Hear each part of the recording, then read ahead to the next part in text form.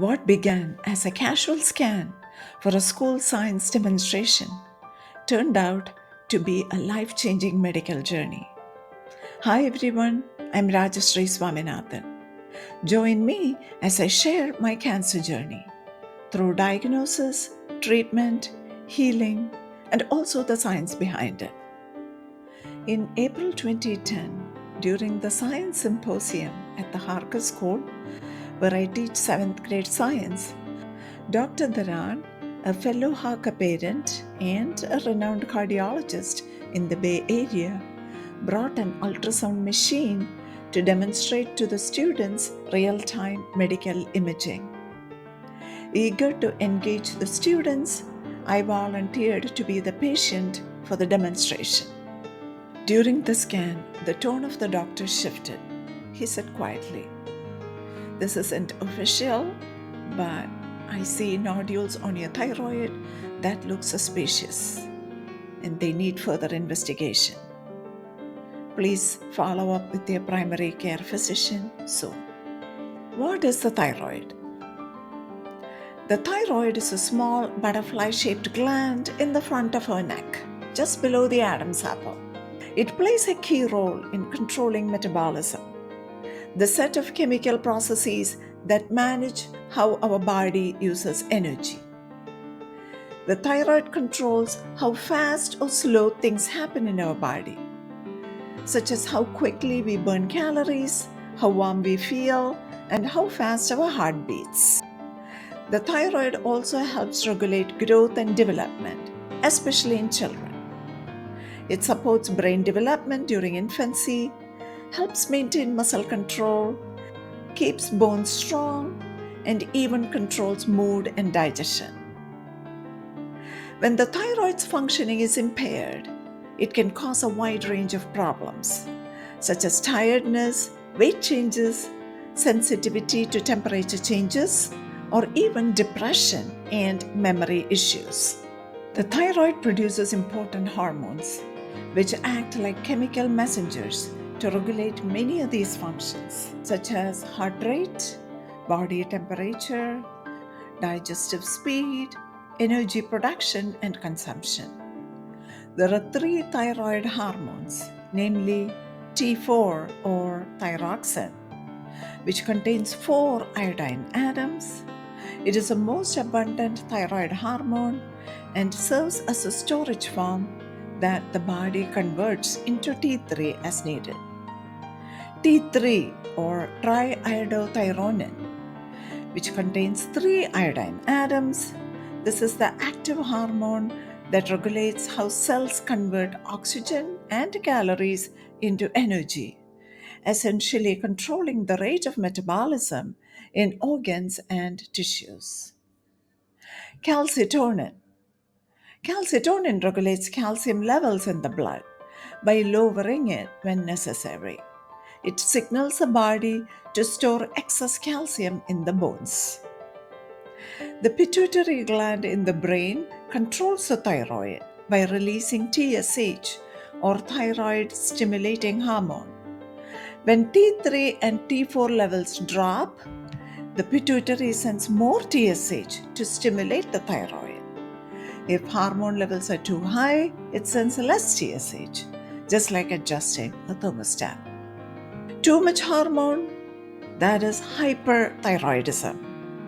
And the symptoms are anxiety or irritability, rapid or irregular heartbeat, unexplained weight loss, heat intolerance or excessive sweating, trouble sleeping, hand tremors, difficulty concentrating. Our metabolism essentially speeds up. Everything feels like it's in overdrive. Too little hormone, that is hypothyroidism. And the symptoms are fatigue or sluggishness, feeling cold even when others aren't, weight gain despite no change in diet, depression or mood changes, dry skin, thinning hair, constipation, slowed heart rate. Our metabolism slows down, the body runs low on energy. The thyroid keeps our body running at just the right speed. Small gland, huge responsibility. At the time of the scan at our school, I had been living with hypothyroidism for nearly 14 years, ever since the birth of my son, and had been consistently taking thyroid hormone supplements. I had never undergone a thyroid scan before, as it is not routinely recommended for everyone with hypothyroidism. Surprise diagnosis. After that first scan at school, I went in for a few doctor's appointments and another thyroid scan, and eventually was required to undergo a fine needle aspiration biopsy. The biopsy is done without anesthetic and involves inserting a thin needle into the thyroid nodule to collect cells. Even after the biopsy, I was not too worried. I had no family history of cancer. I've been a lifelong vegetarian, teetotaler, non smoker. I eat healthy and exercise daily. I thought, surely I should be okay, right? The very next day, my doctor called. Her voice was calm, but her words were devastating. The nodules are malignant. There are several types of thyroid cancer, each with its own behavior and treatment approach. Papillary thyroid carcinoma, the most common type, making up about 80% of cases. It grows slowly and can spread to nearby lymph nodes. It's often caught early and with proper medical treatment can be completely cured. Follicular thyroid carcinoma accounts for 10 to 15% of thyroid cancers, more likely than papillary to metastasize to distant organs like the lungs or bones. Medullary thyroid carcinoma originates from C cells which produce the hormone calcitonin. Sometimes genetic, it's passed down through families in a condition called MEN2 syndrome, identified through blood tests and genetic screening.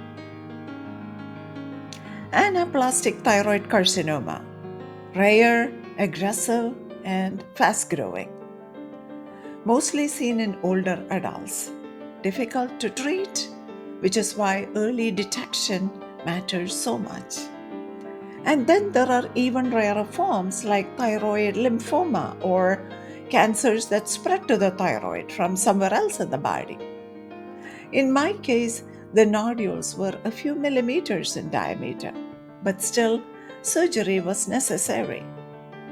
A definitive diagnosis of what kind of thyroid cancer I had would come only after removing the thyroid and examining the entire tissue under a microscope. After the April biopsy, I spent a lot of time researching thyroid cancer online. It was difficult to separate useful information from the noise on the internet. To manage this, I began jotting down every question that popped into my head and organizing them in a binder with the goal of asking my surgeon for answers. Treatment dilemma. Thyroid surgery is not simple. It is a delicate operation because the thyroid sits close to critical structures like the vocal cords, parathyroid glands, and major blood vessels. The vocal cords control our voice, and any damage to the laryngeal nerves that control the vocal cords can lead to hoarseness, voice loss, or even difficulty breathing or swallowing. The tiny parathyroid glands located behind the thyroid regulate calcium levels, and if damaged, it can result in problems like muscle spasms, brittle bones, or heart issues. The carotid arteries located on either side of the neck supply blood to the brain and are close to the thyroid, so surgery carries a serious risk of bleeding. Therefore, finding an experienced thyroid surgeon was crucial. Unfortunately, the only in network insurance approved surgeon was a general surgeon who had done over 1,000 general surgeries, but only a handful of thyroid specific ones. I decided not to take any chances and sought advice from an experienced endocrinologist. Dr. Hoffman, a fellow Harker parent and a professor of endocrinology at Stanford, recommended two top thyroid surgeons at Stanford and UCSF. Unfortunately, both were out of network for our insurance provider. I tried to get approval for out of network care from my insurance, but the request was denied. Undeterred, I appealed to California state regulators for health insurance, and they too denied the request. In the meantime, I was able to get an appointment with Dr. Shen, a professor and a specialist in thyroid cancer surgery at UCSF. With no insurance coverage, we chose to pay from our pocket for the surgery as well as the pre and post operative care at UCSF. Thyroidectomy. After my diagnosis in April, I waited 2 months for surgery, which was scheduled for mid-June. During that time, I did not take a single day off from teaching. I shared my journey with the students in my science classes, and their support carried me through. So many Harker families reached out with messages of love and support, which was a great comfort. After school ended, I spent my time painting and connecting with thyroid cancer survivors through the Thyka network. Their stories gave me the courage I needed to face what lay ahead.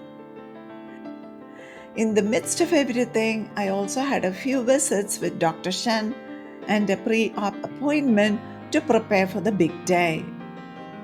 During each visit, Dr. Shen patiently answered all the questions that I had jotted down, which comforted me. The day before surgery, I focused on getting everything ready at home.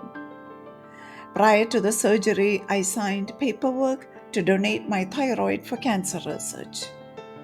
The hospital staff prepared me for the procedure, and the anesthesiologist, noticing my nervousness, quipped, "This is safer than driving on Highway 101," while wheeling me into the operating room. The surgery lasted an hour and a half. When I woke up, I was in the recovery room.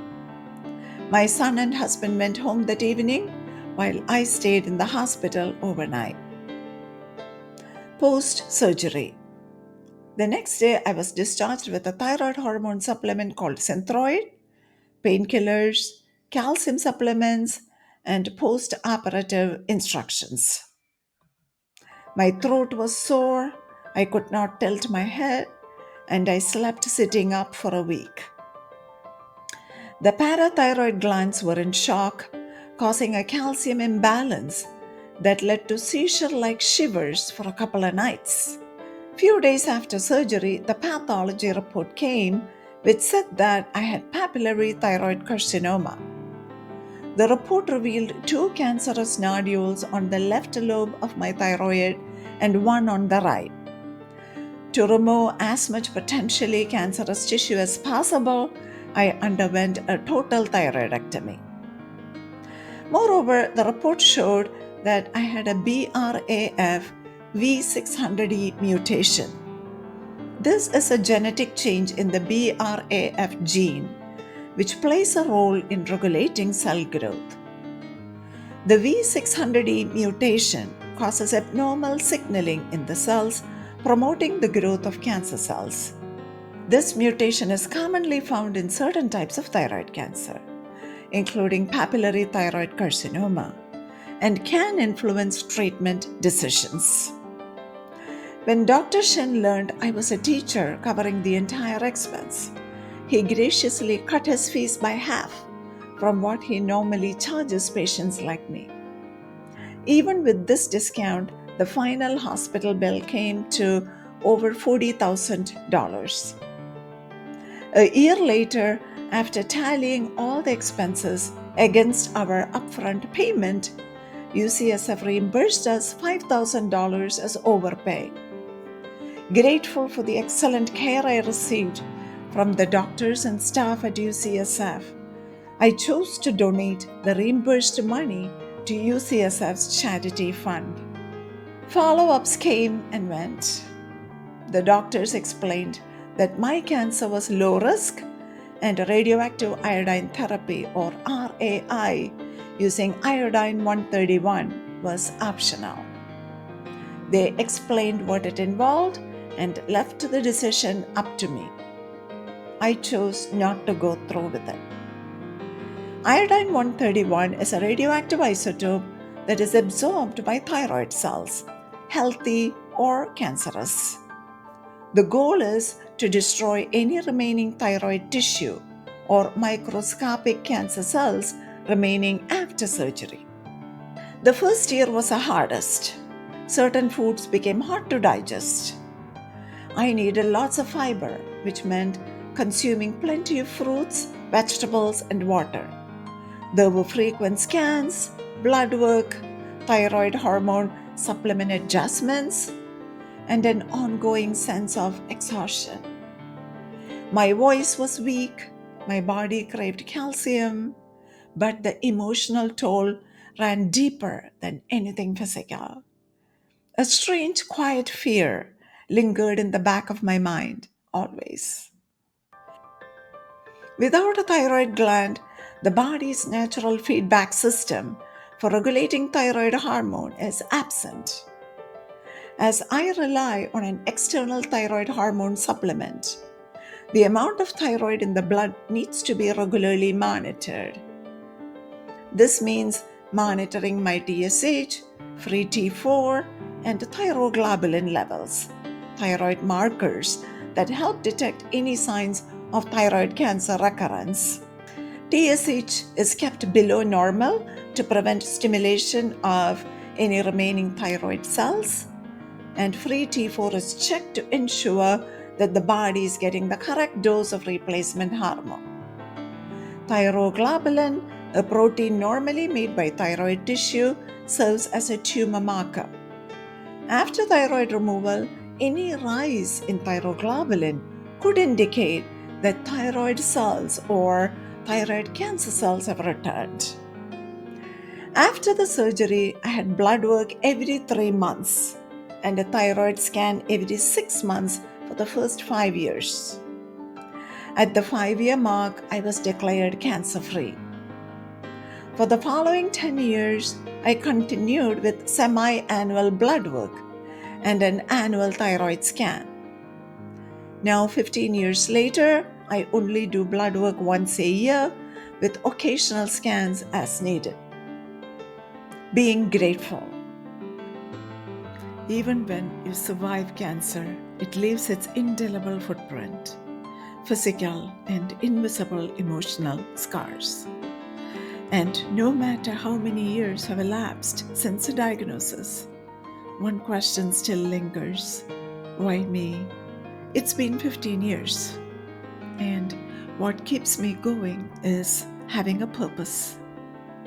Every morning I wake up, I remind myself, this day is a gift. Enjoy every bit of it. Survival isn't just staying alive. It is learning how to live again, feeling grateful, and not taking health for granted. I wouldn't have made it through without the unwavering support of my family, the compassion of my fellow teachers and administrators at the Harker School, the support from the students in my classes, the patience and care from my doctors, and the guidance offered by other thyroid cancer survivors who gave me hope and confidence when I needed it the most. 8 years ago, I met a brave 7-year-old child who had just been diagnosed with leukemia. Since then, every weekend for over 2 years, I spent time painting, crafting, playing, laughing, and eating with her during the toughest periods of her treatment. Fortunately, today, she is a cancer free teenager, healthy, resilient, and energetic girl. I'm indeed grateful for the opportunity to pass on to her what I had received: hope, courage, care, and love. As the African philosophy Ubuntu emphasizes, interconnectedness and shared humanity. I am because you are. Please subscribe, like, and share for more science stories. Happy learning. Thank you.